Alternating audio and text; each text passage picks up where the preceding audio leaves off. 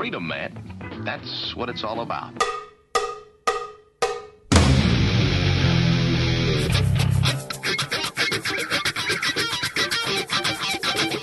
You've got to groove on freedom, like the good book says.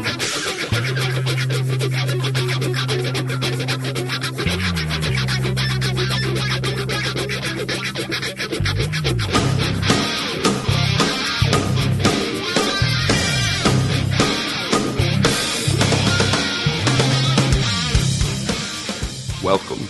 You are listening to What on Earth is Happening.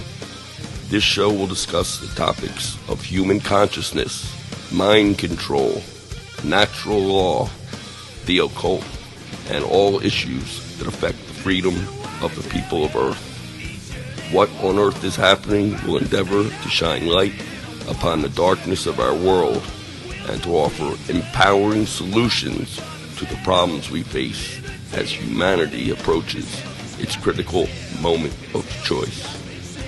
And now, here is your host, Mark Passio.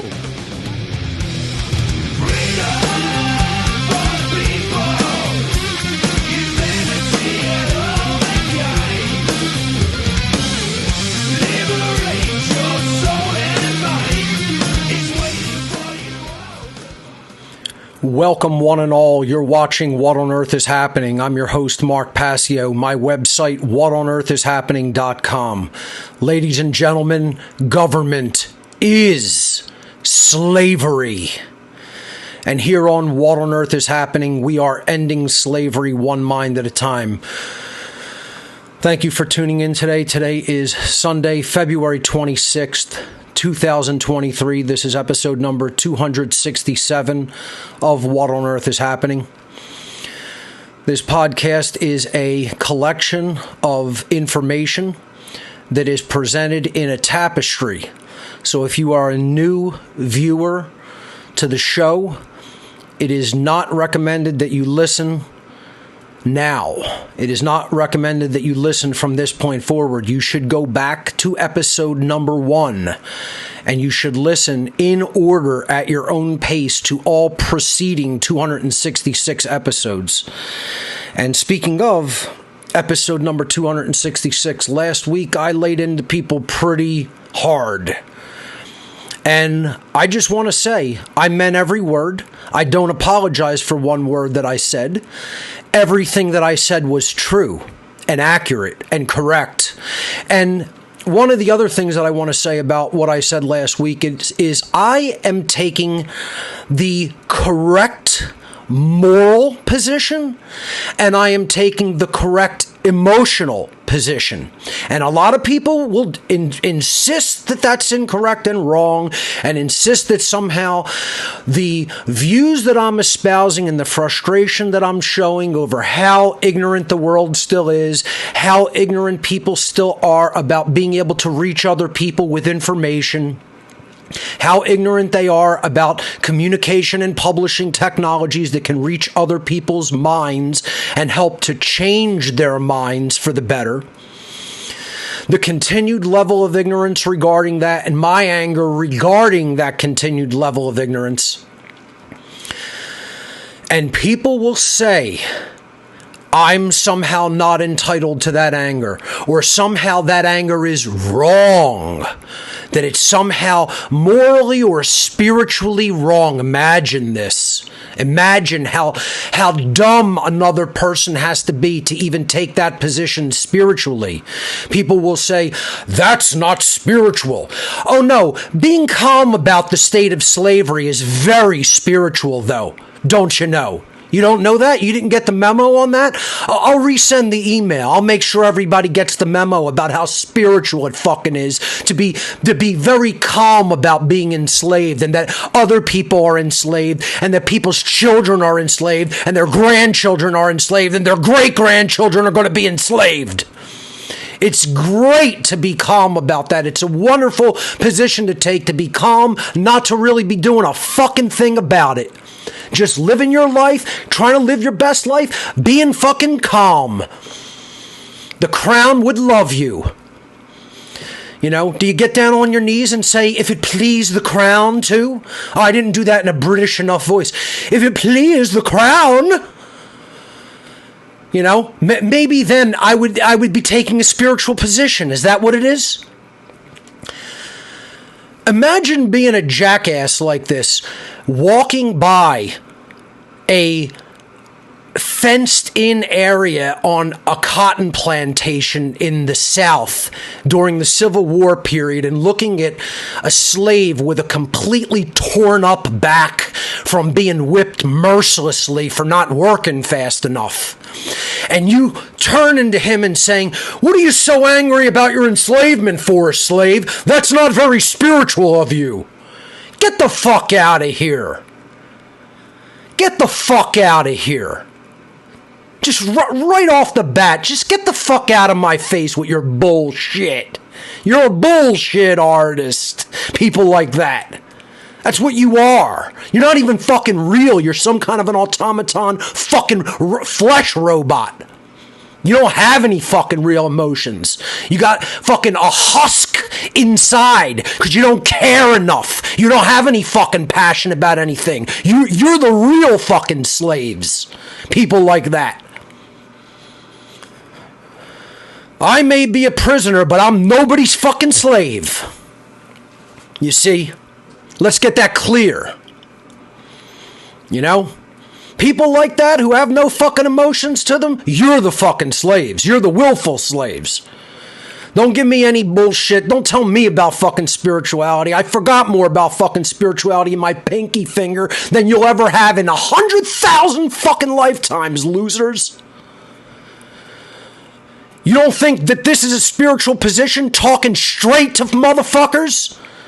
Stopping wearing a fucking mask, being your genuine fucking self, telling them the hard truth that they need to know? Go fuck yourself. If you don't know that, balls to bones. Okay? I'm tired of fucking assholes like that. Trust me, I'll out-asshole you too. But nobody's going to tell me I don't know what I know about real spirituality. I've taught whole fucking seminars on it, and I'm correct about it. Not these new age bullshitters who want to tell you to calm the fuck down. Don't get angry about anything. Don't get angry about all the injustice. Don't get angry about slavery. Get the fuck out of my fucking face, losers. You're losers, is what you are. You don't understand. You say that you understand. You claim to understand, and that's all it is. It's a fucking untrue claim. You don't understand anything about what's going on in this world at all. At all. Or you'd be significantly enraged at what's going on regarding government, regarding its intrusions into our lives, regarding tyranny, regarding duress. Regarding what, if you have two fucking brain cells to rub together, you recognize is slavery. And if you're not against it, you're a rotten person in the core of your fucking husk of a being. Let's get that fucking perfectly straight. The problem does not lie with me, losers who disagree. The problem does not lie with me. I'm perfectly fucking fine. I'm just frustrated at what losers you all are. I'm frustrated at how fucking dumb you still are when all the information's available at your fucking loser-ass fingertips. You're still a fucking dunce. I'm frustrated at how little you understand about communicating. You're still a fucking dunce when it comes to that. I got a new term. We've all heard the term libtard, right?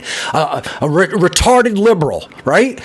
People who buy into all the fucking news, believe everything that comes out, drools out the Democratic Party's assholes, right? And guess what? Hey, I'm not picking up for the right side. I'm not picking up for the Republicans. Most of you are just as much fucking totalitarian, authoritarian fucking losers. I don't play your political bullshit game because it's a fucking game constructed by dark occultists to fucking enslave you. Losers. You're both fucking losers. So, just because I call someone a libtard, I don't think the other side is just as fucking retarded. Because politics is fucking retarded. Because to believe in it, you gotta be a fucking retard. To buy into that bullshit this late in the fucking game, This late into the 21st century, in the year 2023, you still believe that fucking occult nonsense bullshit? You're a fucking loser who deserves whatever the fuck happens to you, asshole. You know, and I'm going to fucking rant about it because I'm correct. I'm correct, and I know the truth. And this is the correct moral position. It's the only moral position to stand against government. Because government is fucking violence. Government is fucking duress. Government is fucking slavery. And if you don't know that by now, you're a dumbass fucking loser. You're a dumb fucking person, and you're a bad fucking person. And I'll tell it straight to your fucking face. If you challenge me on it, and you don't understand. It means that you're dumb, and it means that you're bad. Because they're one and the same. Because ignorance is evil. Ignorance about morality is evil. That's what converts someone into a bad person. And we're going to talk about that today with my special guest, Logan Hart, who's coming up. I'm going to go over to my laptop and go through some event announcements first, and then we'll bring Logan on. Let's jump over to my slides. Thank you to Will Keller for the great artwork, as always. Again, this is episode 267. Obviously, you shouldn't listen to it out of order because there's a lot of prerequisite knowledge, and you'll understand if you take the fucking time to listen to the prerequisite previous episodes why I'm so goddamn angry. I've been telling people what was going to become of the world for the last 16 fucking years. Unheard, largely. Heard by a tiny pissant few and understood by even a pissant less. Okay? To know this all that time is a torture. Seeing it unfold in practical slow motion, trying to tell people and warn people. And they don't understand because they're dense in the fucking brain. They're dense in the skull. And I've been telling them the solution is speaking out, is understanding morality and then teaching it and speaking it out to other people. And they don't want to do that because they're cowards. And I'll continue to come on the air every fucking week and say the same thing over and over again. Because there's nothing new under the sun. It's all the same thing. You got to grow the fuck up. You got to take fucking personal responsibility for your own lazy, sorry fucking ass. You got to pull yourself up from the fucking bootstraps. You got to educate yourself and you got to educate others. And that's the fucking real answer that nobody else will just give you the straight shit on and tell you right to your fucking face just like that. And I'll do it since no one else will.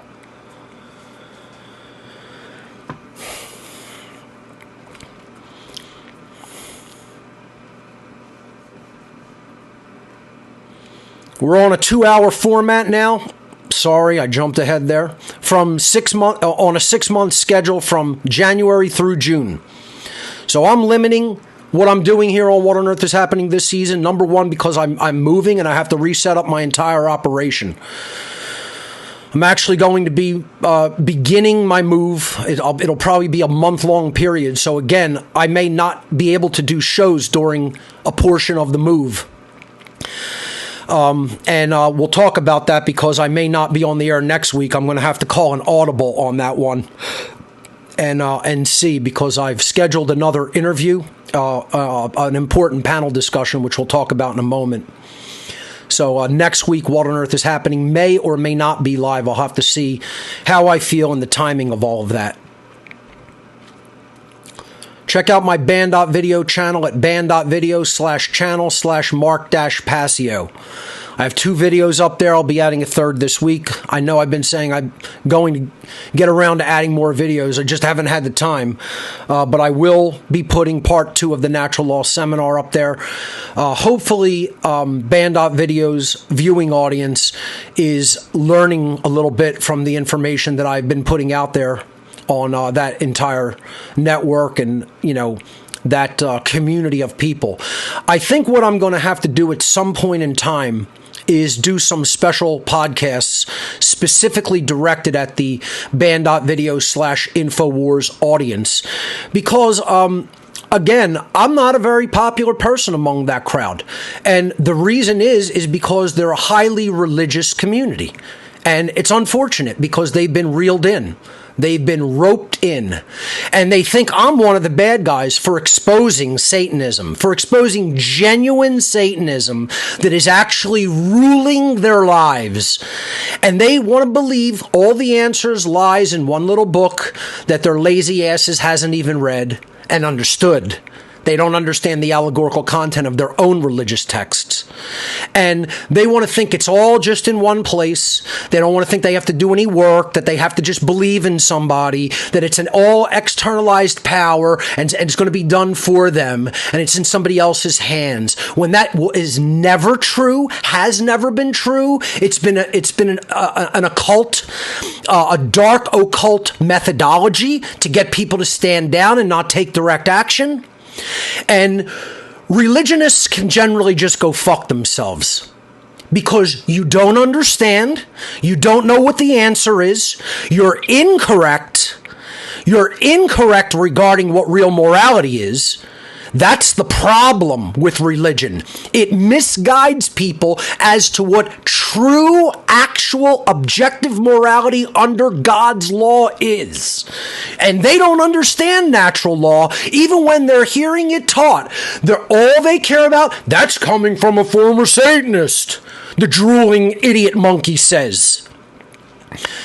Yeah, it is. Because I learned the truth of the matter about what real morality is, and your sorry ass still fucking hasn't because you're buying into your bullshit religion that was invented by Satanists for your lazy ass fucking brain that won't go and vet any true information.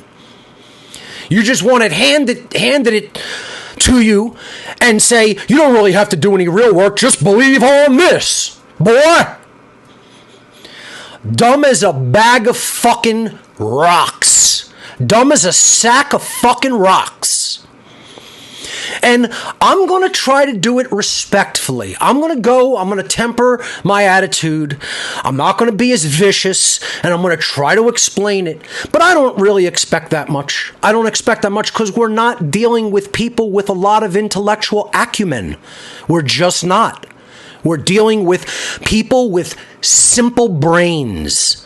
And I mean that in a bad way. I mean that in the sense that a Southerner will say, bless your heart, honey. You have a simple mind. And that's what I mean is you're a simpleton. Meaning you have no complexity of thought. You have no real logic going on in the upstairs unit. You know? That's the problem with people. They're very, very, very fucking dumb, and they believe that they're more intelligent than they actually are. That's the Dunning-Kruger effect. So I may have to take this into the realm of making a secondary podcast, like maybe a once-a-month thing, and putting that on Band.video. Because this crowd's going to need special education, if you get my drift, you know. They're going to need a special form of learning. You know, it's remedial, let's just say. So I'm going to have to figure out what I'm going to do regarding Band.video, because just putting existing stuff up there, I don't know if that crowd's going to understand. You know, they're just too religiously brainwashed, and it's a problem. It's a problem. It's not my platform, so I don't want to get too deep into it. But religion's a big fucking problem in this world. As I've talked about, it's the only problem. It's the only problem. And not cultural religions like just the big religions of the world. There are religions that people never even consider are religions. And those are the most dangerous religions, like government and the love of money. You know, and what people will do in an immoral capacity just to get money. But anyway, just throwing that out there for later on. How to become the true media. Enrollment is racing toward us in just over a month. Enrollment opens April 1st. And I got a new term. I was just going to say this before, but this is the appropriate time. We've heard of libtards, and I'm going to throw out a new term out there. Ludtards. Okay? Don't be a ludtard. Take the How to Become the True Media seminar. Because if you're a ludtard, you're not helping anybody. You're not reaching anybody. And that's what we have out there, are ludtards. Ludtards, and Ludtards gonna Ludtard, you know? And I'm talking about people who are Luddite retards. Luddite retards. Luddite retards. Okay? Get the term clear in your mind, and we're going to truncate that. We're going to abbreviate it. We're going to shorten it to Ludtard. Are you a Ludtard? If so, How to Become the True Media can help you become unludtarded. You know, there's my little promo for the class this year, for the seminar. Are you Ludtarded? Something can be done about that. It's not something to be proud of, but there is something that can be done. HowToBecomeTheTrueMedia.com. You know? How's that for a promo? You like that? So, you know, this is where we're really at in the world. You know? That's where we're at. People know absolutely nothing about how anything works. Think that they're going to win. You hear this in the alternative community. We're winning. We're winning. You're Ralph Wiggum and you're in the nose up to the elbow. You got your nose, you got your arm in your nose up to the elbow. Ralph Wiggum from The Simpsons. And with the arm in there up to the elbow, we're winning. That's this whole community. That's the freedom community. Yeah, we're winning. Yeah. We might start to win a little bit if people know how to fucking communicate and publish in the modern age through, I don't know, that thing that they call the internet. You know, maybe if you learned about how that worked, you could reach some fucking people with a message of truth. I don't know. Maybe. Just a suggestion. Maybe that's how it works today instead of like writing fucking letters with a quill pen. You know? Maybe you need to learn how to use a fucking computer. Maybe. I don't know. I'm just guessing. I'm grasping at straws out of the air. Telling you, man, I got no patience for people at all anymore. At all. I need to pray for more patience is what I need to do because I'm out. I'm out, folks, in case you can't tell. And I'm a sarcastic bitch about it because of how dumb other dumb motherfuckers are. You know, and they are ragingly fucking dumb. Painfully fucking dumb. But so dumb it hurts other people. You know, and they are doing harm to other people by remaining that dumb because their ignorance is my enslavement and yours. Whether you understand how that dynamic works or not, I just told you one of the keys to reality. Other people's ignorance is your fucking enslavement. And if you haven't figured that out yet, you don't understand what's going on. And you don't understand the work of what on earth is happening. And you need to understand it real fucking quick and get to fucking work. Educating people. Anyway, How to Become the True Media is a 23-week technology seminar that will give you the skill sets and the competence and the confidence that you need to use a computer, to create media, to communicate with people online and reach their minds and change their minds toward the truth, toward real morality. This is every Monday evening from 8 p.m. to 11 p.m. Eastern Time from Monday, July 10th to Monday, December 11th, 2023, for a total of 23 class sessions. Limited enrollment spaces are available. Enrollment will open Saturday, April 1st, 2023 at midnight on April 1st. For more information on the seminar and what topics are going to be covered and taught in this year's How to Become the True Media seminar, visit our website at howtobecomετhetruemedia.com. One Great Work Network, going strong with over 70 content creators. Probably the best online network anywhere in the world. OneGreatWorkNetwork.com. Check it out and please support our wonderful content creators. There's a new section at What on Earth is Happening, donation gifts. It's called technology donations. There it is on the right. And it's also on the categories page, the first item in categories. I describe this as crowdsource funding, many hands making light work. The more people that contribute together, the faster and easier the work goes.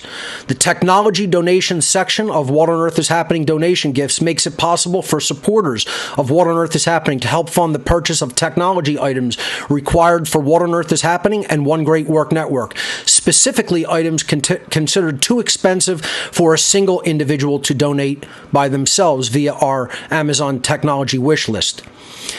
Folks, I have the laptop that I'll be presenting on, and I have somewhat possible bad news regarding that presentation that's coming up later. It may be postponed. It may have to be rescheduled. We're going to have to see, and I'll have news about that in a moment. Let's step out real quick and test what we have on the... I was right. Let's see what we have on the donation page. So let's see. I'm going to go to the Donation Gifts website here.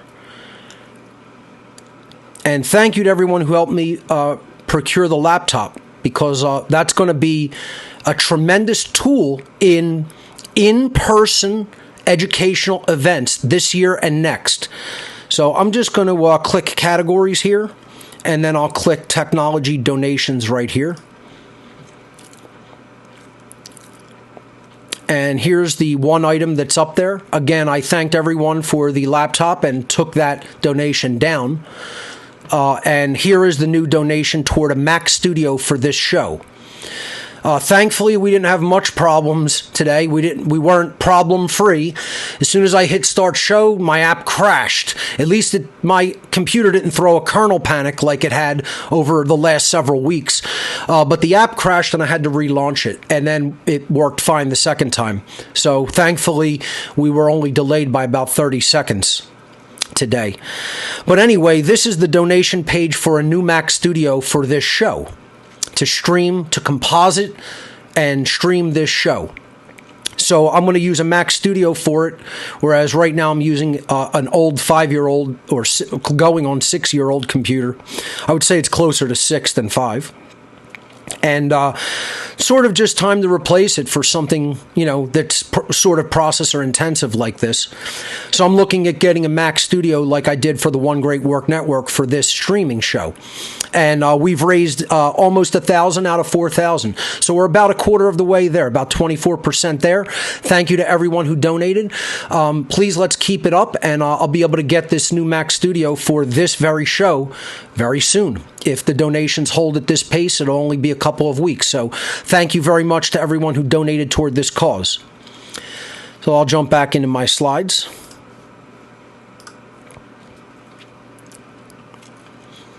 So next Sunday, I'll be participating in a what's called a VIP summit hosted by Autonomy. This is Richard Grove's educational outreach movement, skill sharing, life skill building is what Autonomy does. And it's a tremendous organization, a lot of great people. And Richard has invited me personally to take part in this panel discussion featuring James Corbett and Ryan Christian. So I believe Richard will be there and many others as well. This is taking place Sunday, March 5th at noon Eastern Time. So that's 3 hours before my show goes live.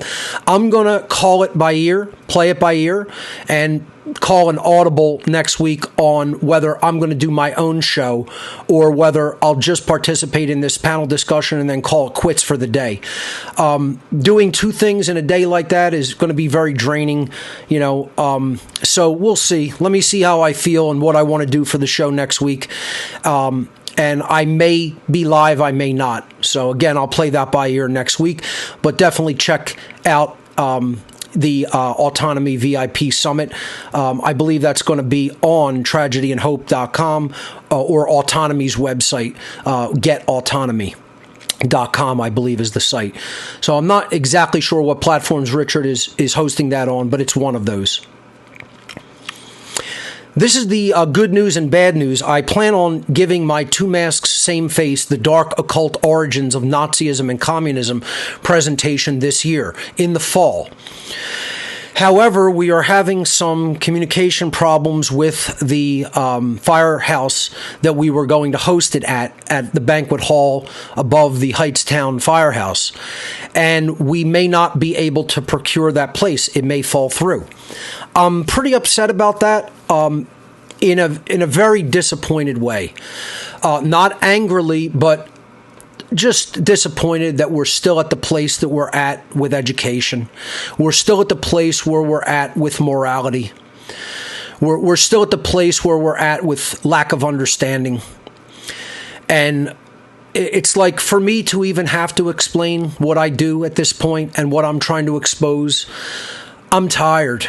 I'm tired of saying the same thing over and over and over again to people who haven't done any true looking, any true digging. And I'm still going to have to do that to see if we can keep this place, because apparently they learned that I'm an anarchist, and that's somehow a problem, you know? And it's because of the news media. The news media tells people anarchy means lawlessness and chaos and violence, and it's the exact opposite. It is the only truly moral position to take in life, because it is about not having masters, not having people who claim to own you, which is violence, which is coercion, which is duress. Claiming to own somebody else, claiming that you're an authority over them, is violence. It's coercion, because everything that they claim you must or must not do is backed by the threat of violence. That's coercion. That's duress. That's immoral. If you condone that position, by definition, you are immoral. Anarchy is the only moral position. And unfortunately, the vast, overwhelming majority of this ignorant mudball species called human beings still does not know this. Still is this ignorant. And we're not supposed to be angry at people having the mentation that they still are TV watchers, that they still are news consumers, that they still are condoners of the state, listeners of the state, listeners of people who claim to be authority over others. Imagine that people are claiming that they own other people, because that's all authority is. If you do not think that authority is the claim of ownership of another person, you are wrong. Because if someone does not have the right to say no to your dictates called laws, then that is a claim of ownership upon their body and person. And you are saying, I'm your owner and you're my slave. And imagine telling someone in the position of knowing that that's slavery, what are you so angry about? Imagine how immoral a being has to be to take the position of condoning the concept of authority, let alone saying the people who are opposed to it aren't right and aren't moral. This is the only moral position. There is no other. It's the only one that can be moral, because it stands firmly against the concept of human authority. Human authority is in and of itself violence, and any true anarchist stands against all forms of violence, all forms of coercion, all forms of duress, all forms of the claim of the ownership of another being or their property. That's slavery, ladies and gentlemen. And if you don't know that, I feel fucking sorry for you by this point. Because you're very fucking brainwashed and you're very fucking naive. So we'll have to see what happens. You know, I'll make an effort to explain it in a calm way. But, you know, my sheer aggravation and disappointment for even having to do that at this point, I think you can see it's very clear and obvious. And then dealing with people who will dare to tell me, how dare you get this angry? Just go fuck yourself. You haven't done what I've done. You don't know what I know. You haven't been in the rooms that I've been in. You haven't been around the fucking people I've been around. You haven't been around the evil I've been around. You haven't been around the psychopaths I've been around. You haven't been around the people who rule other people and claim to be their fucking owners that I've been around. You haven't been there, or I would know who you are. You haven't fucking been there. So don't try to fucking tell me what I fucking know. You don't know shit compared to what I know. I know quite a fucking bit about what really goes on this fucking mudball of a planet. You know, it's not the planet that's a fucking mudball. It's a beautiful place. It's the fucking people that are a collective fucking mudball. Believe that. And they can change that condition by an act of their will if they choose to stop being fucking dumb fucking dunces and dumb fucking Luddites and pick up a fucking piece of technology and use it for your fucking education and your actual learning and growth. Your learning and your spiritual growth. And you'll go far if you apply your will to that dynamic. But if you don't, you'll stay a dumb fucking know-nothing.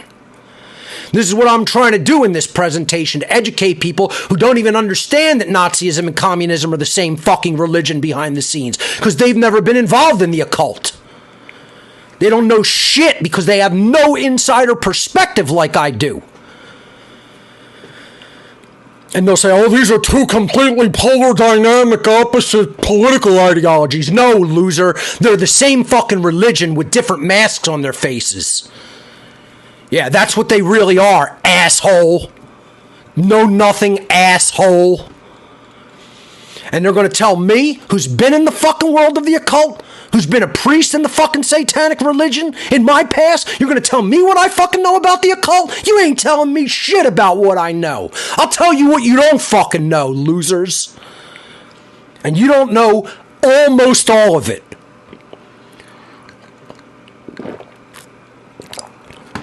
I'm done saying it nice. I've been done saying it nice.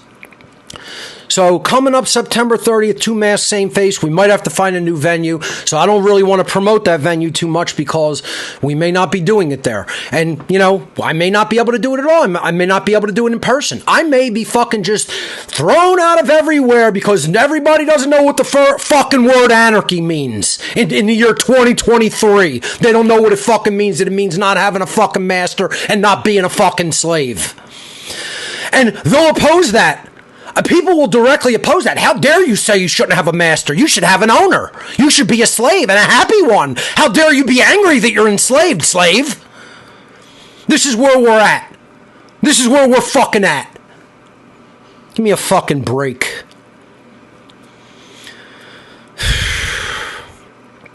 I'm tired, folks. I'm tired. I'm tired of saying the same thing for 16 years and there being no fucking progress because I have a team full of fucking losers who don't understand how to communicate the message and don't know the technology to do it. Second Wednesday happy hour for Don't Tread on Philly is this coming Wednesday. Sorry, not this coming Wednesday. A week from this Wednesday, March 8th.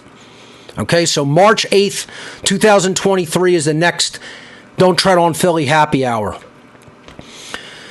It takes place at the Dive, which is a cool neighborhood bar in South Philadelphia, from 6 p.m. to 9 p.m. Wednesday night, March 8th. Come on out if you're in the Philadelphia area. Even after I move, I'll be coming into the city every month. So, great group of people, always lively discussions, and good networking possibilities going on at the Don't Tread on Philly happy hours. Check it out at don'ttreadonphilly.com or Don't Tread on Philly on Facebook. The What on Earth is Happening IPFS project is going pretty well. I have 3 nodes partially online. 1 is complete. When the 3rd node goes, I will have nodes 2 and 3 live this week. I can almost guarantee that. So, by the end of this week, I will be posting those 3 nodes to the IPFS page. I will post the main folder both as an IPFS content ID, and I will also post the main folder as a gateway URL on an IPFS web gateway. So you'll have 2 ways of accessing the existing 3 nodes through content ID. And again, IPFS is terrible for downloading large amounts of information. This isn't for that. This isn't like for people to mirror the nodes. I just want to make that clear. If people think they're going to do that, you're going to have an enormously hard time. This is for individual pieces of content to reside on the IPFS network permanently. And so, if there is any censorship that takes place where these files are normally uploaded, there will be a backup in the IPFS network system, so that they are uncensored. And if we get enough people sharing the same content ID, videos, and pieces of audio, we can always link to them through web gateways and or share them through IPFS content IDs. IPFS, unfortunately, is a very, very, very buggy system. It's unfortunately also the only one, generally the only one. There are others that do things like it, and I'm aware of them. I know all about that. But in general, to host large content sets and upload them to a distributed network, and just make them available through links, gateway links, and or content ID links. It generally works, but it's very laborious to put a large data set. I'm putting a 0.5 terabyte data set on the IPFS network with each node. It's very laborious, and it's buggy. The IPFS software is extremely buggy, crashes a lot. It doesn't matter what platform you host it on. It's crashy, buggy shitware. And I say that right to the developer's face. You guys are terrible developers, unfortunately. You need some heavyweight desktop class app developers to come and rescue yourselves from the fucking hole you've dug yourselves into. And if you ever want to talk about it, you want to talk about it with me, I will give you professional advice from a technological perspective that is up there and rates among the heaviest weight consultants. Because I've worked in this field. I used to work for an internet service provider, and I was a lead technical troubleshooter for a major university, an Ivy League university, and a major technical troubleshooter for a major technology company and ISP in central New Jersey, near the Trenton and Princeton area. Right in Princeton, actually. So, if the developers want to talk about what you need to do to stabilize and improve the UI and UX of your software, I'm open to talking about it. I won't treat you like, I won't treat you like an asshole. I'll talk about it with you. You probably won't, because you think that you're doing enough and you're good enough at what you do. And I'm just telling you guys, you're not. You're not very good at what you do. Your software is incredibly fucking buggy. And everybody knows it. It's not me saying that. It's tens of thousands of people in forums all over the world saying that. But guess what? This is the only tool we have right now like this. It's like you got to accept shit for tools, or you have no tools at all. That's where we're at with software. I'm going to do a whole show on it, because people don't understand what content creators struggle with, especially ones who try to do the things I actually do. A lot of people don't even understand what I do at all. They have no clue what I'm doing or why. They don't understand it from a technological perspective. And they think they do. They think that I'm doing what they're doing, and they're doing these little tiny little shit things, and I'm doing something that is in scope a much, much larger and a much more pervasive thing than what you even think that I'm doing. Until you've been here and you've had the walkthrough with me, and you've had the sit down and the discussion with me in person, you don't have any clue about what I do. Zero. Goose egg zero. Get that through your skull. You don't know my operation. You don't know what I fucking do on a daily basis, on a weekly basis, on a monthly basis, on a yearly basis, at fucking all. Technologically, you know zero of it. The people who have actually had discussions and in-person conversations with me at my headquarters, where my operation is set up at, you know part of it. You may not know all of it, but at least you have an inkling of what I do. The people who have never had that walk through and sit down know zero of what I do. Don't try to pretend like you do, because you don't. So if you want to help with the IPFS project, you need 200 megabits bandwidth in the upstream upload direction. If you don't have that, don't even bother going to this website. If you do have a 200 megabit connection, wired Ethernet connection in the upstream direction, and you can prove that you have 200 megabits of bandwidth through speedtest.net in the upstream, not the downstream, in the upstream, then you can host one of my IPFS nodes. And if you want to, go to whatonearthishappening.com/IPFS for the details. If you want to call in to talk to our guest, Logan Hart, today, you can call in through Telegram, whatonearthishappening.com/call. ARC 2 is still available, whatonearthishappening.com/ARC. A 2 terabyte hard drive, I'll fill it up for you. You send it to me, I'll fill it for you and ship it back. 26,000 audio files, almost 10,000 books, almost 3,500 videos, all from my own archive of data that I downloaded from the internet over these many years. whatonearthishappening.com/ARC. Gifts.whatonearthishappening is where you can get hard copies of presentations that I've done. You can get t-shirts as promotional items. You can get the Passio complete collection solid state drive. You can make a tech donation. Flash drives, DVDs, shirts, coasters, stickers, keychains, etc. It's all there at gifts.whatonearthishappening.com. This helps keep my operations running, so please support my gifts area of my website. If you would prefer to make a straight donation to the What on Earth is Happening and One Great Work Network causes, you can visit whatonearthishappening.com/donate. You could donate via our Amazon technology wish list, 9 different cryptocurrencies, Cash App, GPay, or personal check and money order sent to a mailing address. That's all my announcements for today. Let's jump over to my special guest, Logan Hart. Give me one moment, and I will get that going. Of course, when I talk to guests or callers, I have to use this headset, which brings in my audio to me. Here we go.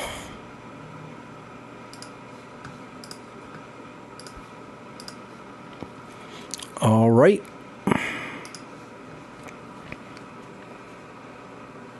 Ladies and gentlemen, my special guest, Logan Hart. Let me get into his bio real quick. Logan Hart is a spiritual student and teacher, a presenter, podcaster, musician, producer, artist, voice actor, and entrepreneur living near Dallas, Texas. Logan is a voluntarist, meaning an anarchist, a pagan, an animist, a naturalist, a syncretist, and a student of natural law. His spiritual journey has brought him to work and study in the areas of metaphysics, psychology, healing, shamanism, paganism, epigenetics, rune divination, meditation, breathwork, and much more. His primary undertaking is to help humanity reclaim our individual and collective sovereignty by gaining a deep understanding of the true universal principles and the rejection and dismantlement of all physical, mental, and spiritual systems of slavery. Logan is the creator of The Wizard Factory, a spiritual philosophy platform featuring a video podcast show and various courses and services. He is also the creator of Heartfire Visions, a YouTube channel and digital media production company focusing on his more artistic endeavors. In 2019, Logan also composed and produced the original film score for Mark Passio's documentary, The Science of Natural Law. Ladies and gentlemen, my special guest, Logan Hart. Logan, welcome to What on Earth is Happening. Hey, Mark. Glad to be here, man. Absolutely. Thank you for coming on. And, one of the things that when we talked pre-show a couple of weeks ago, that when we set up the show, that you said you wanted to get into was an accurate understanding of truth. Because if we don't work from a perspective of attempting to develop an understanding of actual objective truth, we're sort of sunk from the beginning. We're sunk from Jump Street. And I want to give you the floor to go into your own understanding of that and why you feel it's so important that people have to begin from that starting point, or there's really not going to be any true progress to undoing tyranny and enslavement in our world. So you have the floor, and open up and go into detail on those matters. Yeah, thank you. This is definitely a topic that's one of my favorites, near and dear to my heart, and something I just feel that I have a intuitive, good grasp on and ability to explain and understand. So, yeah, I mean, truth really has to be the foundation of everything that we do, because it is the concrete aspect of what we're operating within. From my pagan perspective, I'm a believer that we choose to manifest here with a spiritual purpose. Each of us has a spiritual purpose that we came here to accomplish, and that's different for each person, but it has to be rooted in truth, in especially understanding the truth about morality and right and wrong actions. So if you don't have that, there is no objective or universal purpose to tether to act in accordance with, and to be your guiding light on this spiritual journey that we're on. So that's the first thing. If you don't have that, you're completely lost, and you're untethered from anything of substance or meaning. And of course, everything, you're going to naturally fall into a nihilistic and bleak worldview. So my definition of truth is, there's some nuance to it. So it, simply put, I would say it's reality itself. I think this is the first place that people kind of get tied up with or get in the weeds about, is they're confusing, first of all, perspective or perception with truth, which is false, and even knowledge with truth, because they are not the same thing. Your knowledge is your personal understanding of truth itself. They are two separate things. So that's an important distinguishment to make as well. So it's an observation or a statement, if you're speaking truth, about our shared and singular reality, the one reality that we are all in. It's not about my truth or your truth, it's the truth. That's right. And this is coming in the form of past, present, and future. This is how I look at it. So with reality, what is now and has in the past manifested, this is the unchangeable and the static form of truth. It's already occurred, or it's already in the process of becoming that singularity. And then with natural law, this is why natural law is so important, because this gives you a vision of the future aspect of truth, the dynamic and changeable aspect of truth. It's like a formula. If this, then that. If input, then output. It's like a program that's running. This is the nature of our reality. So this is where the most power comes in, because what is happening now, what has already happened, is pretty much unchangeable. There's nothing you can do about it at that point. Your power is in what you're creating, and your ability to look into the future and see the trajectory of events and variables that are playing out, and seeing where that's heading. That's a form of power in and of itself. But then your own actions can play into that and influence the outcome. So this is really what I say being a magician is all about. My show is the Wizard Factory, and we're not talking about Harry Potter make-believe bullshit. This is actual real magic. Your ability to create via a deep understanding of the laws of creation. You have to know what is going to bring about the outcome that you're going for before you can actually bring that about. So that's kind of my overview in a nutshell, to answer your question directly, and I'll let you reflect on that. I love what you said there. I'd like to add a couple of addendums as well. Before I even do that, I just want to mention that we're both wearing shirts that say "No Masters," and I don't know if yours says "No Slaves" at the bottom like mine does, but it does. Yeah, so we both are, and this was not planned, folks. This happened with Will. This is a syncretism here, right? Totally unplanned, dude. I just picked this shirt out, had no idea you were wearing that one as well. It's amazing. Hilarious. So me and Will, when I had him on, wore Know Your Rights shirts, and you and I are wearing No Masters, No Slave shirts. We did not plan this, folks. That is a synchronicity, perhaps a synchromysticism synchronicity. But anyway, I thought I'd mention that. But let me go back to what you were saying, first of all, about truth simply being reality. It is that which is. It is that which has occurred, which is occurring in the present moment, and it's already entered the realm of manifestation and cannot be changed. That is what we're referring to as the truth. That is not different for everyone. It is the same thing for everyone. It is objective. It is immutable because it cannot be changed. You cannot reverse what happened in the past. It is that which has already manifested, past tense. That becomes the truth in the present moment. And it is not the same thing as perception, as Logan was saying. Perception is often mistaken as someone's truth. You'll hear people, as you were saying his truth, her truth, your truth, my truth. There is no such thing. There is only one objective truth, and there are varying degrees of perception of that truth, but the truth itself does not waver or change. And a lot of people have a very, very, very hard time with the understanding of this.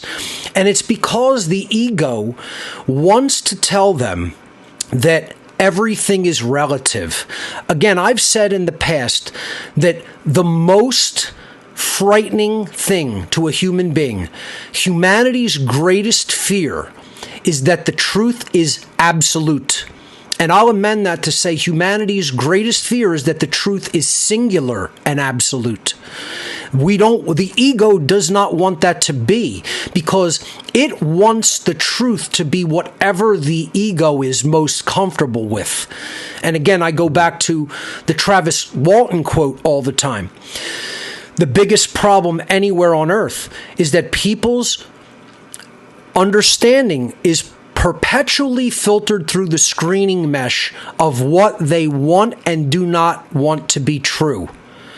You know, you cannot bring the ego into the truth. You cannot bring the ego into the situation saying, well, I'm uncomfortable with that, so it can't be true. Because, you know, as the millennials and Gen X's say, feels over reals. I mean, imagine that there is even this saying, that it exists in the world. People are saying feelings, and my perceptions and feelings of what I feel are true and right should come before actual reality. So they're even not denying that actual reality exists. They're saying that the perception of actual reality and then putting that forward for other people is not as important as how they feel. Imagine the ego on a being like that to say, my feelings are more important than what is true. Could you imagine? There is no better definition of Satanism to me. If you were to say, just give me the hallmark defining characteristic of what it truly means to be a Satanist inside your being, I would say reality is what I get to determine it is based on my feelings. Could you imagine at this point in time, with all of the information we have at our disposal and our fingertips, being a person that views truth in that regard, that it's far less important than their own egoic feelings going on in their own body and mind? Imagine that. Your reaction to that. Yeah, well, what's ironic about that is this whatever solipsism, whatever you want to call it, is the ultimate self-defeating argument, because even an argument in and of itself is an assertion of truth. So by making some sort of assertion of truth that there is no truth, you're contradicting yourself as soon as the words come out of your mouth. Yes. You know, feels over reals. I've never actually heard that, but that is pretty hilarious and also deeply disturbing.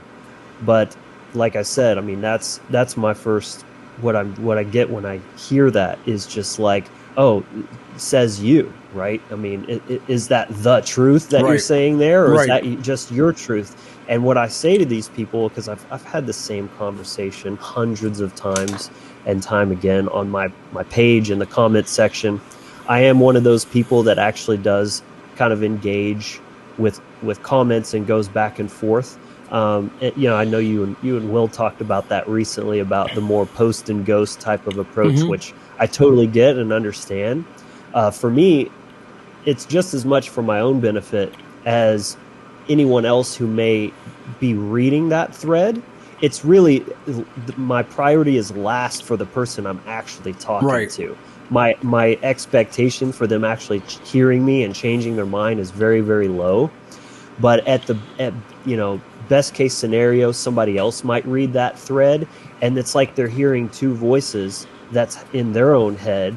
They're programming, speaking with higher wisdom, and what those two things would say to each other, and then like kind of how that plays out.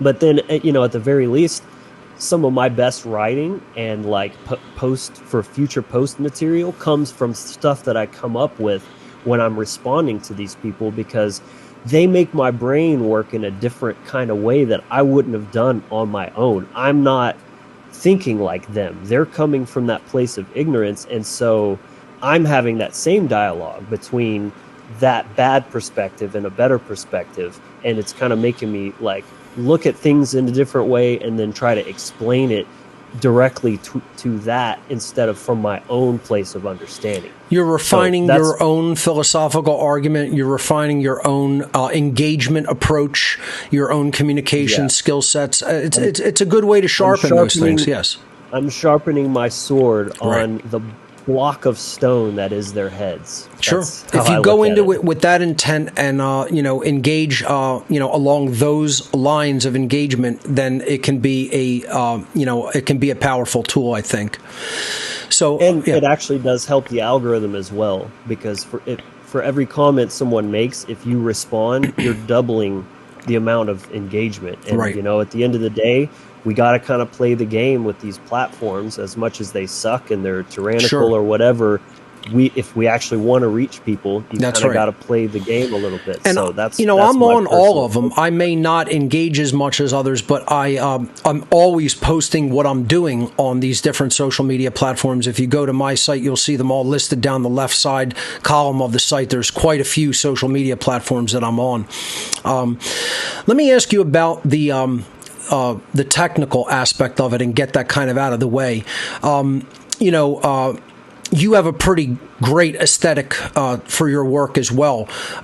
Did you have any kind of a background in technology or graphics, or did you learn that as you go? And what was your attitude about learning all of that stuff? Like, did that come pretty naturally to you? Were you resistant to it? Give me the whole breakdown of how you engage with the technology. Yeah, that's a great question. I had zero background going into this when I first started the podcast, and some of you may know I started back in the day with a partner who's no longer a part of the channel. He chose to go his own way, but for the entirety of that partnership and beyond, I've been 99% of the work when it comes to the actual content creation. Mm-hmm. He was just part of the episodes and the recording, but beyond that, I was doing all the graphics, the thumbnails, the editing, the web building. I mean, you name it, I did all of that. And I had zero, other than like I'd been doing some like basic interviews on Facebook where you just like bring somebody in on, no technical skill required there. I had some moderate like computer knowledge, and I've been producing music for a while, so there was a little bit of, I guess, that kind of back knowledge, some carryover from that audio world, right? Yeah. But by and large, I'd never even opened a graphic design program. I started out using Canva, which is very, very basic and very kind of like, drag and drop, like, not as in depth as something like Photoshop or whatever. Right. And it's actually really cool to me to go back and look at those early episodes and the thumbnails and the graphics and everything, because you can see the progression of my skills, with the colors and the fonts and just like the layout and everything like that. So I mean, I've always been a pretty creative person, again, being a musician and Right. other various mediums. So, I can't speak for everyone. There will be more friction for somebody that's not as artistically inclined. So that aspect of it definitely made it easier for me in terms of just having a natural aptitude for creative things. I have an eye. I know what looks good and what doesn't. And I'm also just a very meticulous, like detail-oriented person. So I will spend that extra hour just on the thumbnail until it goes from good to great. Right. Right. How long would you say overall it took you from being a person that really didn't know much about the process when it comes to media creation and dissemination of that media, to communicate with the public, to being able to do it fairly competently? What was your time frame, just to give people an understanding of what a person who may have some knowledge but not have a lot of technical expertise, but wants to do it and wants to learn it, about how long of an investment was that for you, time-wise? Well, I mean, it's obviously somewhat subjective, but from my own perspective, I feel like it was round about a year, maybe a little less, 10 months to a year or something like that. Yep. Where I personally felt like, okay, like I'm starting to, have more pride in my work, and I can feel that progress and being like, wow, this, my stuff isn't so amateur. It's actually starting to look pretty slick. Think about that, folks. A year's time. I mean, you could go from not knowing this stuff to about a year's time being pretty proficient. And even if you're not as adept with it, let's say 2 years' time. That's still not a tremendous amount of time. We're not talking about like decades here. It's possible in that time frame for sure. It's totally attainable. It's just not going to come like the magic pill that many people, are accustomed to with the microwave and fast food culture that we're in. Yep. It's the perfect amount, I think. Like if things come too easy, you won't appreciate them. You won't feel that sense of pride when you post a new video. You know what I'm saying? Like personally, I love the feeling of having earned those skills because I started from scratch. But it's not so long that it's going to be unattainable, right? Like you said, I mean, a year really isn't that long. And trust me, if you stay busy with the work, it's going to fly by. And you'll be at a year before you know it, and maybe you've put out, a dozen videos or 50 videos, depending on the type of stuff that you do. But I mean, you'll just have that moment where you stop and you look back. I mean, just the other day when I was posting the interview that you and I just did, Mark, and I put the thumbnail in my folder, and I just scrolled up in that folder, and it's all the thumbnails in there. And I'm like, damn, that's a lot of episodes. I mean, especially I'm doing long form content. These are all an hour plus episodes, and I edited every single one, and I made all those thumbnails. I spent time sitting there. For each one of those represents that little bubble in time. It's like, man, and this you is see how much it builds in such a short period of time. It's amazing even to the content creator looking at it like, wow, look at how much I've put out there. It's great also that you put that interview out there. I'll put that in my library and link it on my website tomorrow as well. I didn't realize it was out yet, but I'll definitely get to that tomorrow. Yeah, the timing of that worked out really great. So, anyone watching this, obviously you're a fan of Mark, so you'll definitely want to go check that out on my channel. We covered human nature, which I think it was a really, really fantastic interview. Great topic. This is what I wanted to say about this as well, is if you're thinking about doing the content thing and you feel that overwhelm and that daunting, sense of dread about it, just know that the getting started is actually the worst part, because even though you might suck for a while and it's going to be a bit of a grind, it only gets better from there. It's like with anything. I mean, again, as a musician, as a guitar player, the worst is at the beginning when you really, really suck. But as long as you don't quit, it only gets better. And you improve your craft, you get better at the skills, and people will recognize that, and you'll get better reception for it as well. So, that's the key, is just get started and push through that period of suck, and then it's all downhill from there. And it's just discomfort at the beginning. That's really all. It's just not knowing the tool as well as when you, begin working with it for a while. It's like any other new tool that you would buy or start to use. And persistence is the main factor. You just have to be persistent with it. You have to, keep pressing forward and not give up. This is one of the big tenets of the How to Become the True Media seminar is continued persistence, just being unrelenting, like a pit bull that just latches its jaws and doesn't let go. I tell people in the seminar, if you're the kind of person that grew up and was told, you seem like you're really struggling with that. Maybe you should just put it down and let it go and let it be. And you listened to that advice. You were sold a fake bill of goods. You were given horrible advice. What you should have been told by anybody who is trying to build you into a stronger person is keep doing that until you get it right.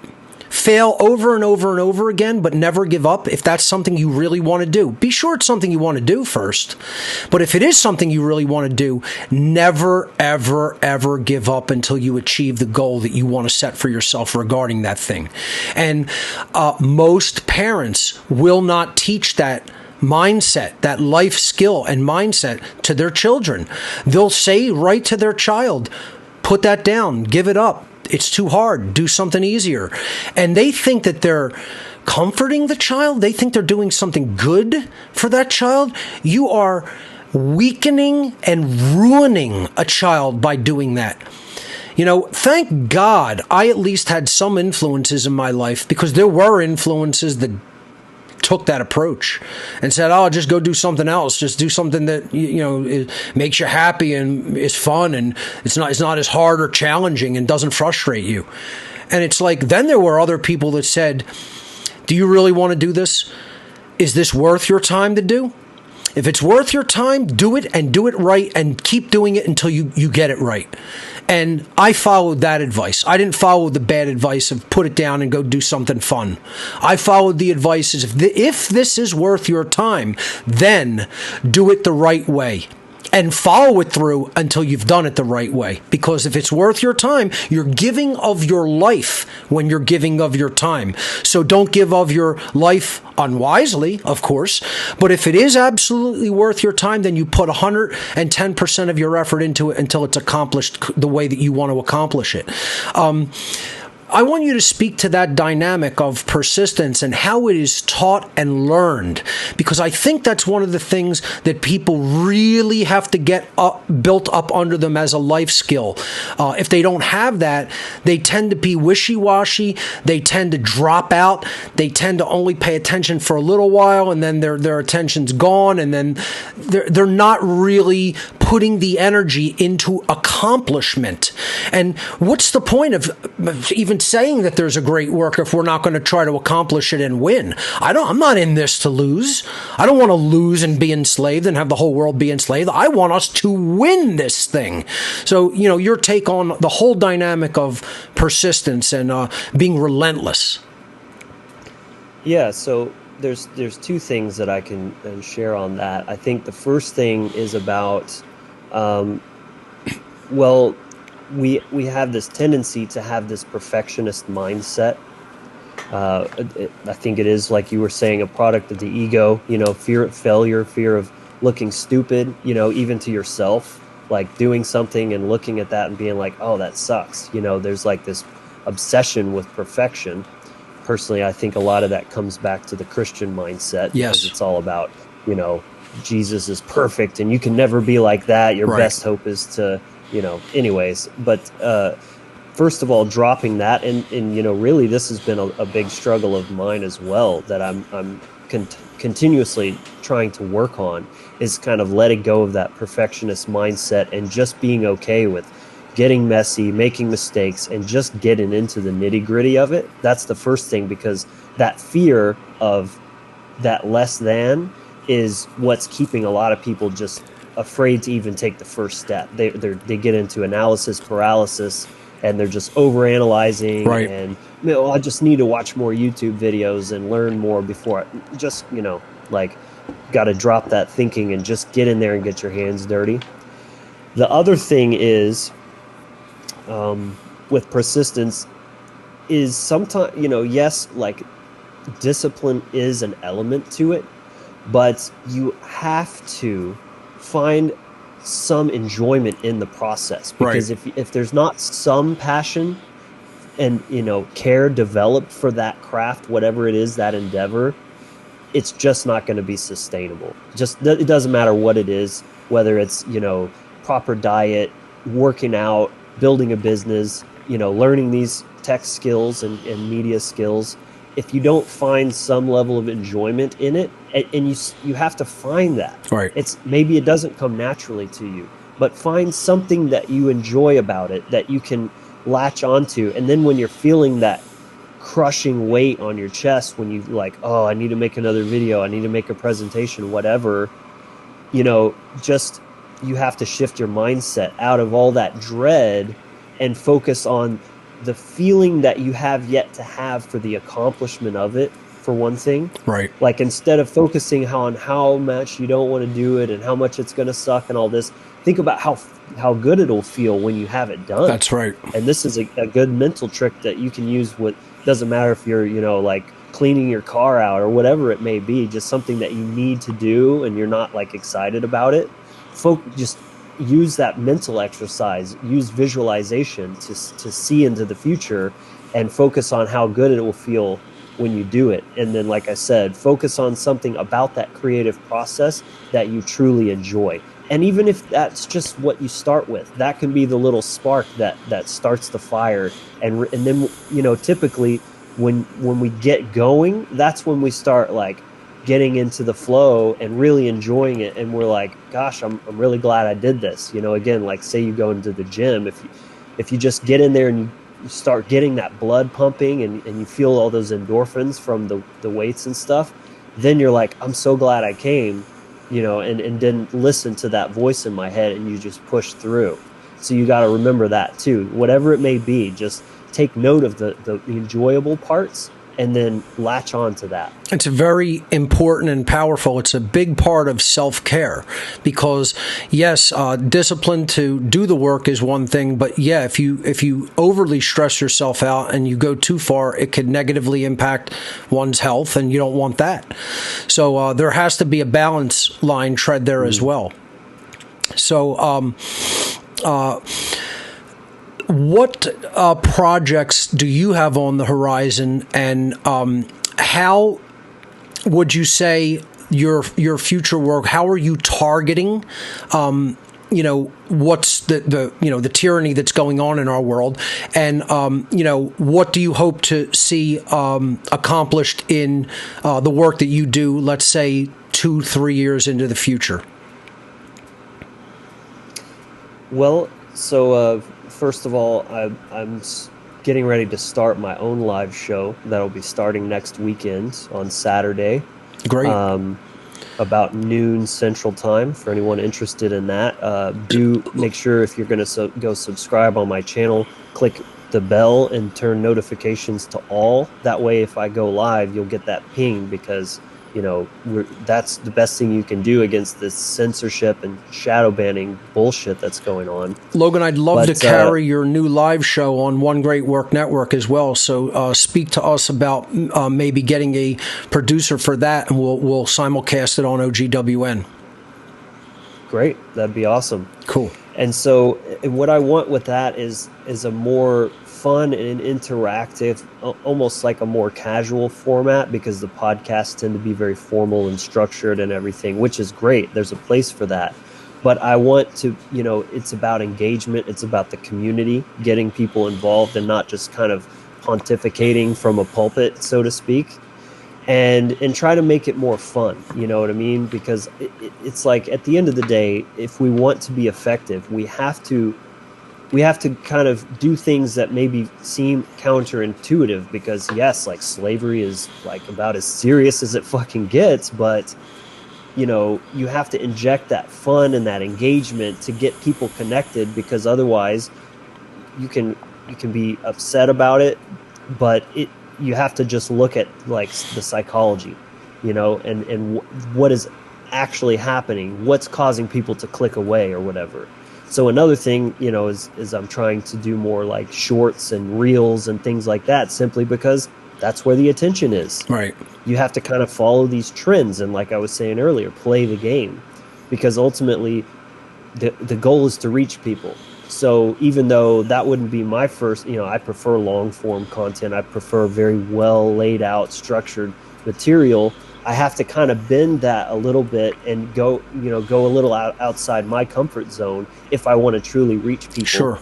And that can be the thing that grabs somebody's attention, gets them to come to my channel, and then they check out all the other more in-depth stuff. Yeah, I don't have a problem with that approach. We have to engage on all fronts. And if people can bring people in with short things like that, there's no problem with that. I know a lot of people chop up my work into shorter, digestible chunks and put it out there. And I tell people I'm fine with that. Just don't take it out of context, and I think that it helps people to engage with it. And then again, as you said, they'll come over and listen to the longer form material afterward. Yeah. So to answer your question, my main goals are to actually reach people, and not just people that are already inside the echo chamber, but make content that's a little bit dumbed down without compromising the message, of course, but kind of catering more to a little outside that wheelhouse, and trying to get, capture people's attention that way. And then to basically take the work that you have done and others are doing as well, and just trying to take that, it's like passing the baton and continuing on down the path, and trying to, bring my own unique and individual voice to it, and hopefully fill in some of the blanks too. And like I feel like one of my gifts is with nuance and explaining those more kind of nuanced in between aspects that people really, really struggle with. I mean, they're so clunky and just like black and white with their thinking. It's a real problem when you're understanding stuff like this, because there is a lot of complexity when you start drilling down into it, and you have to be able to have that holistic intelligence, that right brain aspect as well, right, to see that, the bigger picture and understand those nuances, instead of just putting everything in these simple boxes or trying to oversimplify things. Regarding truth, going back to that as a main underlying thread for this conversation, I find that the tool that has been probably the most indispensable in being able to understand reality from constructural wrong thinking and fantasy and illusion and mind control techniques, etc., and to learn true discernment has been the trivium. And, if you really break down the steps of the trivium and you understand that you have to analyze things, as you were talking about before, from the level of the causality, the causal factors. You can't just keep dwelling in the manifested result, describing the symptom, describing the event, right? It's important to know common, everyday events. It's important to know, what's actively taking place as far as events go. No one should be ignorant of those things. But to continuously dwell there is, as researchers like David Icke have put it in the past, you're sitting in the prison describing all the details of the prison cell, but you're not looking for the way out of the prison cell. This is the level of engaging with the 3D, as opposed to going into the realm of the causal factors. So again, in the occult world, they describe this as analyzing and viewing things from the level of effects rather than from causality. And if people would shift their understanding, they would logically, through the trivium, see things in a totally different perspective. And I want to get your take on this. If you explain to people, what should you be doing to really help, right? And you try to get that understanding across to them. The first thing you have to do is know the problem, because without an accurate diagnosis of the problem, there is no coming up with a solution. So you have to know that the problem is the incorrect perception that the concept of authority is morally legitimate when it is not morally legitimate. It is immoral. That's the very nature of the problem lies there. Because then if people take that wrong information and they base their behavior on that wrong information, then their behavior is going to be either doing violent things or condoning violent things based in authority, in the very concept of authority. So, what would then be the logical step to take not to make a person do those violent things because they don't believe the incorrect belief that they were taught through wrong information? Logically, it comes down to putting the correct information out there for people and for their consideration and their learning so that they think the correct way, and then their behavior is not informed by untruth, incorrect thinking, and then they will then not do incorrect behaviors, which are immoral behaviors such as violence, coercion, and duress. Your take on the simplicity of seeing it that way and logically thinking it through that way once you apply the trivium method. Because I think that's a gigantic factor in the ability to grasp truth and logically think it through and vet it and verify that you have it correct. Your entire take on that.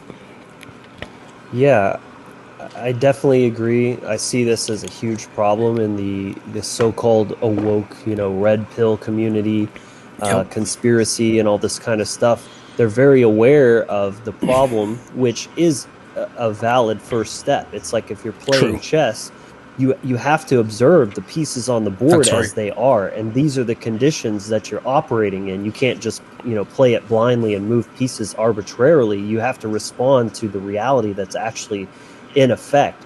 But that's only the first step, and that's the problem. Is the problem isn't the problem. The problem is the results of the problem, if that makes sense. It's the realm of effects, like you said. It's what is already manifested.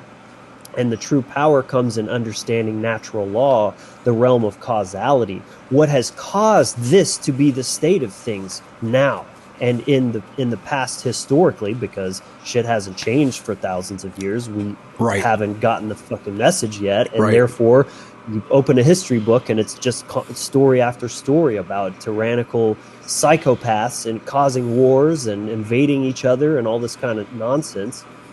So, I mean, yeah, applying the trivium, to me, and again, I'm going to take it back to my perspective as a pagan, and I want to first dispel, when I say that, it probably, like most things, doesn't mean what you think it means. Right. Okay? You have to let go of this Hollywood idea of, a bunch of dingy-looking, barbarians, like, throwing bones around and sacrificing animals and stuff. I mean, that was an aspect of ancient paganism, but when I say it, what I'm talking about is simply having a direct relationship with reality and observing nature through firsthand experience, not putting your consciousness in a box in a religion like government, like whatever any of the cultural religions, anything that, even like you said, the things that aren't typically called religions, they're boxes for your consciousness. Right. Having that direct experience, and that's the part of the trivium that's most important, is you get that feedback loop of, I did this, or even someone else did this, and this was the outcome. And this is what, the aspect of paganism that is mythology is all about, is taking a story that has moral wisdom baked into it.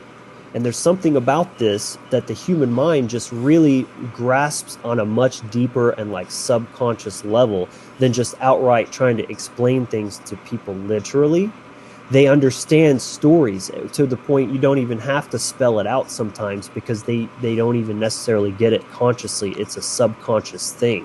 And so movies and films and things like this are modern day mythology, right, with the same effect. Is you're observing, okay, these were the events that played out, these were all the variables, these were the characters, these were their choices, And this was the result. This is how all that shit played out. Right. And maybe you can live vicariously through these characters without having to personally make those same mistakes that they did, and extrapolate that wisdom without, say, touching the hot stove to know that that's hot. Right. Maybe I shouldn't do that, That's why fiction can be a powerful allegory if it's framed in that context to teach a moral lesson. It's one of the most powerful mediums, I think. Right. So, what do you think we go over to the phones and take some calls from viewers of the show and see what they have to question you regarding? What do you think? I'd love to, but there's actually a couple of points that I wanted to touch on. Go right ahead. Regarding this topic, because I just think this is so important. Like we said at the very beginning, if you don't have a firm grasp on truth, you're going to be screwed right out of the gate. And words is where things really get people confused a lot of the time. Like we said, conflating perception with knowledge, with truth. These are all separate things.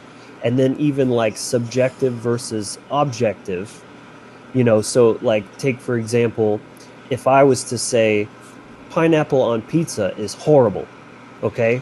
That's a sort of assertion of truth, but really that's just my subjective opinion that I'm stating is horrible. It's, there is no objective truth regarding that. That's a matter of opinion based on taste and preference, right? But if I simply changed the wording and said, I don't enjoy pineapple on pizza, right, now that becomes an objectively true statement. Correct. Because it's true. I don't. Right. I'm not speaking for anyone else. Correct. But it doesn't taste good to me. Right.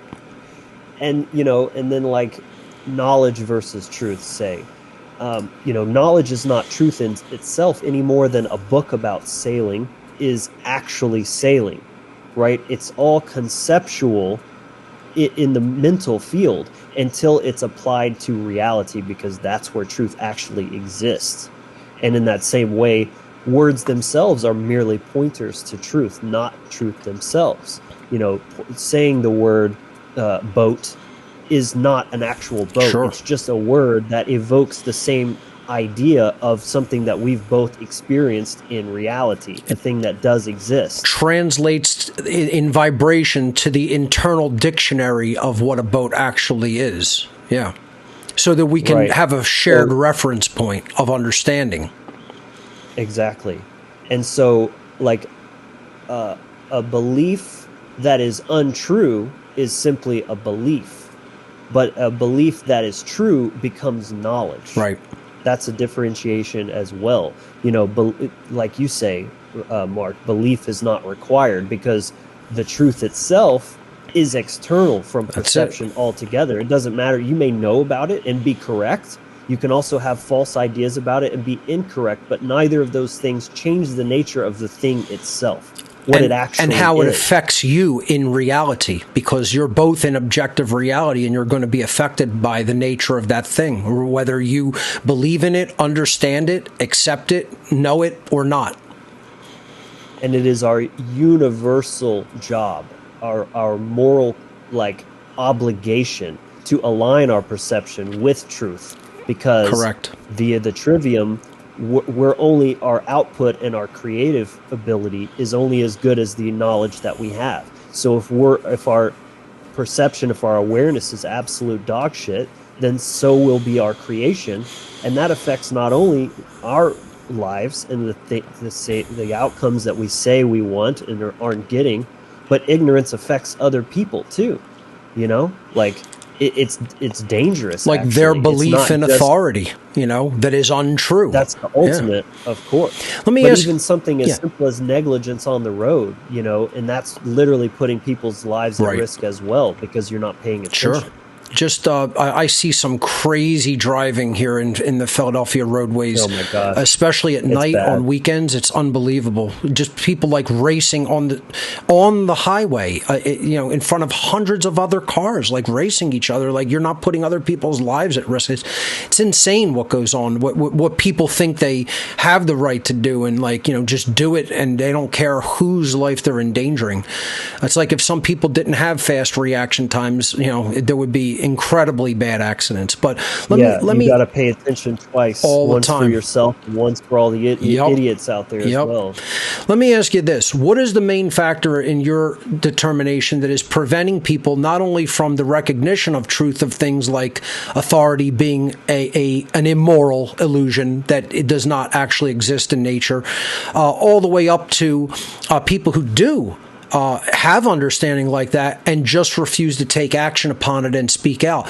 What are the main psychological factors in your estimation holding them back?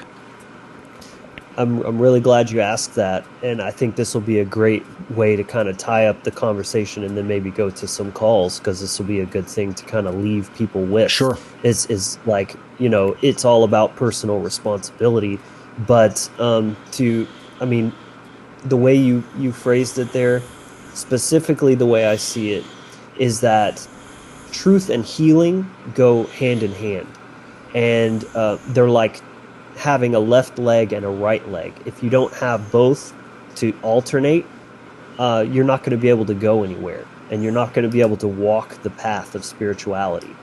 So essentially, you're only going to be able to accept the level of truth that matches with your level of healing. If you're still in a state of traumatization, go and study trauma-based mind control. This is how it works.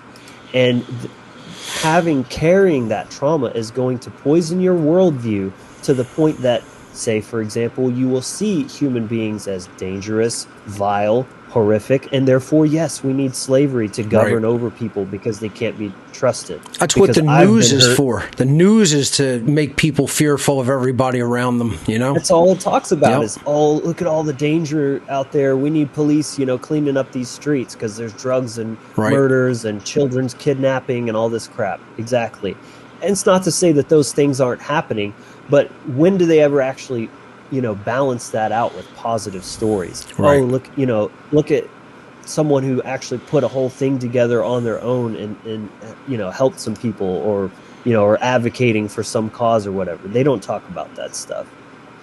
So again, you have to combine the two together, as you will only be able to accept truth that matches your level of healing, because if you're in that distorted state, you're going to project that onto the world. And then, but also, you'll only be able to heal by taking truth in and actually unfucking yourself from the distortion that trauma causes. So it's like, that's why I say it's like left foot, right foot. You have to take some truth in and let that heal you and shift your perspective. And then your consciousness will be a little bit higher for it. And by integrating that's actually going to heal you, and then you can take in higher levels of truth that you couldn't accept before because it conflicted with your wounded worldview. It's literally a frequency. Like climbing a ladder. Yes, it's literally like frequency healing. That's why some people can't take a outwardly, directly spoken method of truth that are in such a low vibration. They're in such low spiritual vibratory energy that the truth hurts to them. It feels so uncomfortable and like a distortion that they're actually comfortable with the lie. Their wound. That's right. And their trauma. Triggering those wounds and that pain. Right. I think that's an awesome response. So thank you for that. And I think that's a good place to, take the conversation into a further conversation with callers.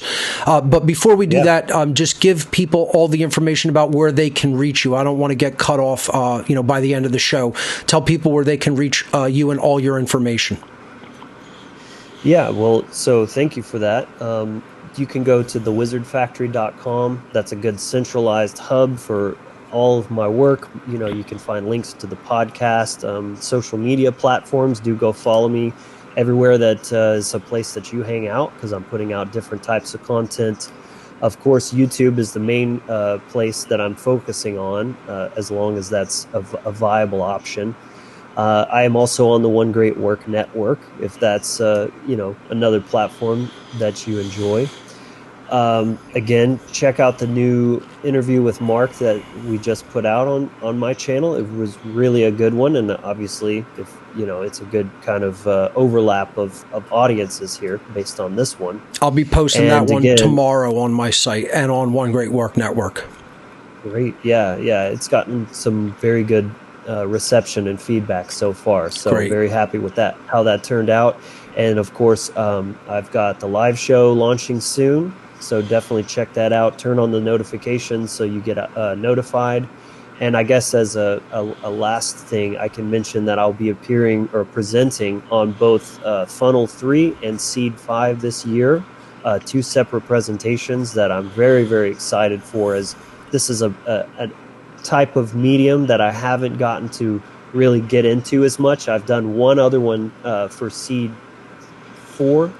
And even that one, I was rushed and under a lot of psychological pressure. So, I mean, this will be the first time I'm really getting to take my time and organize my thoughts. And I'm already just super excited with how that's coming along. So excellent.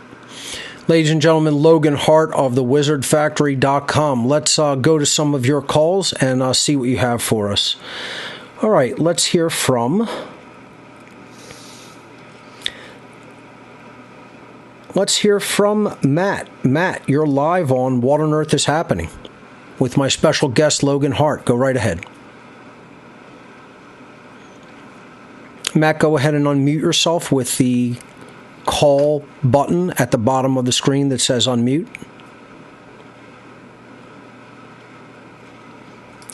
Still showing that you are muted from your end, so we'll come back to you. So, folks, when I call on you, be ready to unmute. All right, here we go. Let's hear from Darren. Darren, you're live on What on Earth is Happening. Welcome.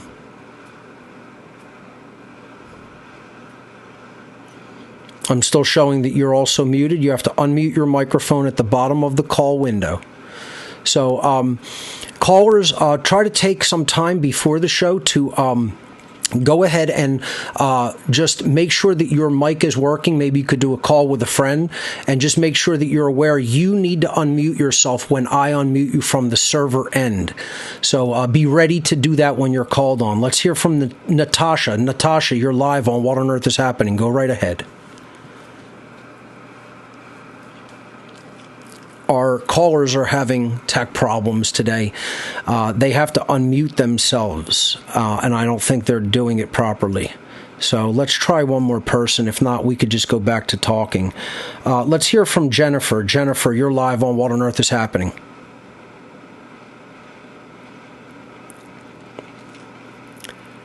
I wonder what people are having problems with the unmuting, because... I'm speaking to you through the same platform, so it's clearly working. So let's try. Let's try Angela. Angela, AJK, go right ahead. Hello, can you hear me? Yes, see, it is working. It's just some people, I think, are unfamiliar with the concept in Telegram. You have to make sure in your call settings for Telegram that you're on the correct device, and you have to be ready to unmute yourself. I can't unmute yourself. Your mic is going to be muted by default. I can unmute you from the server, but then you have to unmute your own mic. So just so that, callers in the call-in room know that, I just, reiterated it there. But Angela, welcome to What on Earth is Happening. What do you have for us? Well, I just wanted to say I watched your Human Nature show right before you came on today. So I got a double dose of both of you, cool. And it's been wonderful. I really enjoyed what Logan was speaking about regarding the difference between knowledge and truth. That, just because I have a lot of knowledge doesn't mean I can apply it to my life and it become a truth of mine. Right. My truth is where my perception of myself actually lies. And, I am a truth-loving ludtard, Mark. Well, you're not so much of a ludtard there, because you did very well in the How to Become the True Media seminar, and I think you learned a lot and moved your skill set forward, don't you think? Oh, I have. The problem is that I haven't applied a whole lot of it. I'm working on some it's really too heavy content, but I've got to get it out of me. It's sort of like, I got to get this opus out of me, and then I can have some fun, you know? Logan, what would be your advice to someone like Angela who is wanting to get started, still in the process of learning the technology, has knowledge that she wants to communicate out there, and is, getting ready to begin that type of a process? What's your advice to someone like that? Well, I would say practice in a space that doesn't give you any pressure. In other words, say that you make a few videos or whatever it is you're wanting to create, a few pieces of content without any intention to post them. And maybe you do, but that's not, you don't feel this like, oh, I'm doing this and I'm gonna, put this out there for the world to see. And taking that pressure off of yourself is sometimes a huge relief, where you can kind of be free to be a little bit more creative and experimental without fear of criticism. And if they turn out great, hey, might as well just go ahead and post them, right? But say you go ahead and make 3 or 5 videos and kind of get through that initiation stage of really rough material, and then you're at the level where, okay, now it's good enough that I feel comfortable putting it out in the public. And maybe even you go back and you remake those first few videos because the topic was good. It was just the execution was really rough because you hadn't developed it yet. Logan, that's a wonderful thing you stated, because my dad used to teach Maya in college, and I have an older Maya program. Very complex program. Very complex, He taught me the basics, and I thought this would be a great way to do some visualization to help, because a lot of people are visual learners. And I thought, well, I've got some skills in this. I might be able to use it. So I uploaded it, burned it to my computer. And of course, it won't let me use it because it's too old. Yeah. And it's really very demanding. Frustrated with very that. demanding. Yeah. Yeah. And now they want, like $1,400 a year just to be able to use this. And I'm like, used to be much more expensive than that. It used to be much more expensive. They've come down in price, believe it or not, as expensive as that is. Maya was actually used to make the 3D special effects for my natural law documentary. That's really? That's what the visual artists used, yes. Well, anyway, so I'm looking for a different alternative to try to get this, because I started making some slides, but I'm going to have hundreds. It's not going to work. So I need to find a different way to make. I'll figure it out. You'll intuitively learn thank you. how to weed that down. You'll intuitively learn how to make cuts and make things more succinct. That will happen in the creative process. I go through that process all the time, where I'm like, oh my God, this presentation is going to have 400 slides. And then when I eventually wean it down to what's the most important data that I need to get out, I'll cut it down to 120. That'll always come out in the wash, so to say, when you go through the process of refining what you want to exactly communicate to your viewing audience and get out there. So you're doing all the right things. Just keep at it. And as Logan said, practice. And you don't need to be perfect either. As we were talking about earlier, as Logan very rightly said, a lot of people get hung up on this concept of perfection. And, no one needs to do that. You just do the best you can. You put the information out there. You refine it as you go. And I think you'll do fine. So you're doing all the right things, Angela. The technical knowledge will continue to come as you practice, and just take Logan's advice and just get out there and do it, and kind of refine your process as you go, and I think you'll be fine.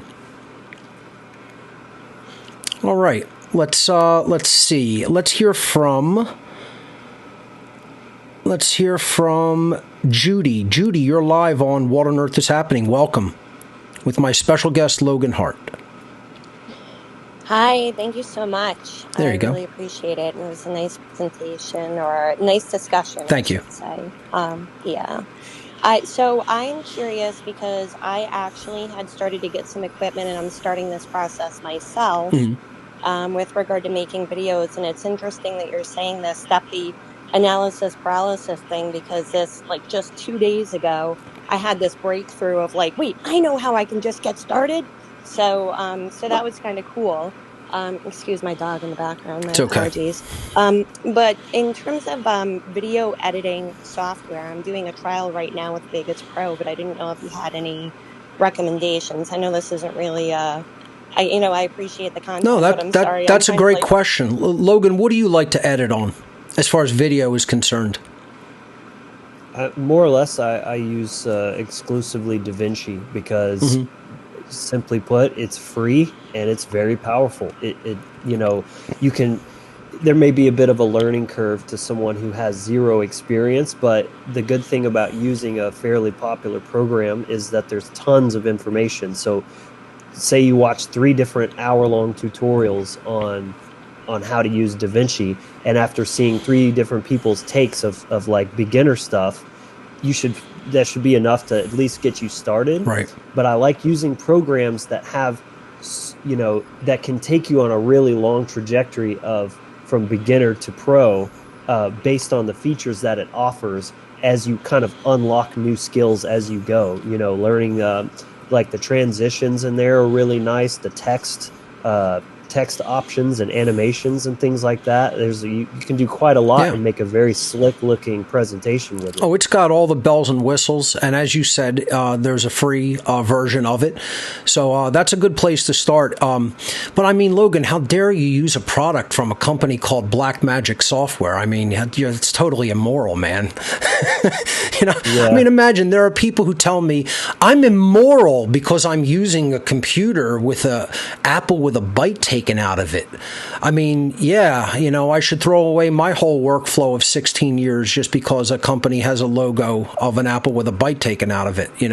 It's like, the software is called DaVinci Resolve. It's from Blackmagic Software. That's the name of the production company that makes the software. But it's great nonlinear video editing software. It's called Resolve. DaVinci Resolve is the name of it. And I think it's a good choice. Another 2 excellent choices that I'll throw out there. You said that you were going to do a trial of Vegas Pro. I don't know too much about that one. I've heard a little bit about it. I haven't really used it much.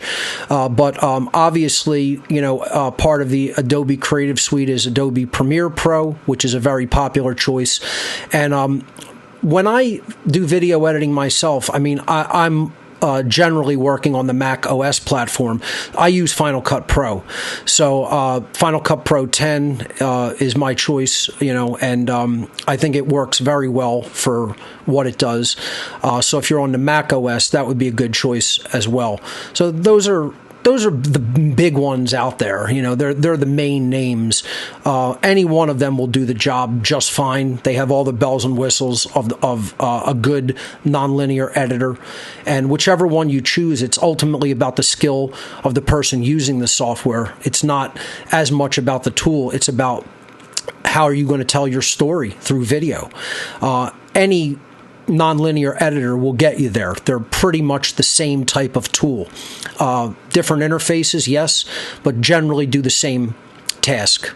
So there's a few to get you started, and you could compare and contrast and try them and see what you like best.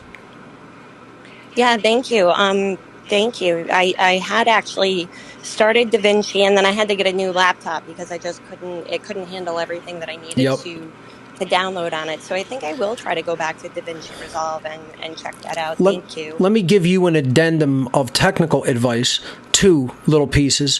1, if you're really interested in learning more about computing in general, take the How to Become the True Media seminar. And again, if you don't, okay, no problem. I'm just saying I think I could get people to a better level of technical competence with, my level of expertise. But also, laptops are really not the way to go for creative content. You want to look at buying a desktop computer. When you're making content like this, you are not going to be traveling with it most of the time. Have a laptop for if you need to present, but you really want to look at a true desktop system with a large display that you can really focus your creativity out onto that screen. And you'll see your productivity skyrocket with a decently configured desktop computer. That's my advice in that regard, that people believe that they need laptops, but they generally do not need laptops unless they're a mobile presenter. It's one of the things that I cover in How to Become the True Media. You'll actually get much more of your money's worth investing that money in a decently powerful desktop configured system, and your productivity will go through the roof when it comes to content creation. Just my 2 cents on that. Wow. Okay, cool. Thank you. You got it.